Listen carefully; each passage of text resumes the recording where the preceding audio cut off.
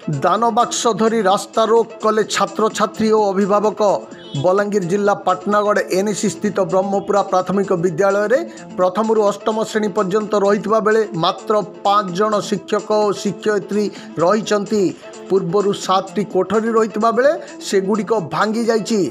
हेले नूतन श्रेणीगृह तैयारी करा जाउ नथिबारु छात्र छात्री और अभिभावक माने बारंबार रास्ता रोक करिबा परे 2टी कोठरी तैयारी करा जाइतिला, जहा एबे मध्य असंपूर्ण होई पड़ी रहिछि। एने छात्र छात्री और अभिभावक माने पाटनागढ़ कंटाबांजी रास्ता ब्रह्मपुरा स्कूल सम्मुखरे रास्ता रोक करने सहित दान बाक्स धरी लोकंकु श्रेणीगृह कार्य संपूर्ण करने पई साहाय्य मागुथुबा देखिबाकू मिलिछि।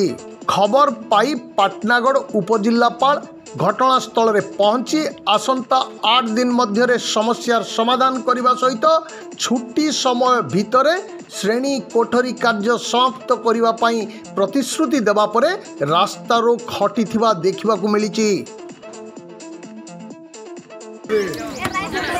प्रॉब्लम अच्छे अनुजा समाधान रास्ता बाहर करवाले इटा होजे तार प्लेटफॉर्म आगे हटा नहीं हम हटा नहीं कहवा आ तो फिर इसको सेटा एबे एंता मु ए फोन जाओ बोले संग संग काटी हिबा ये बड़ सला नहीं स्कूल हां हैला तो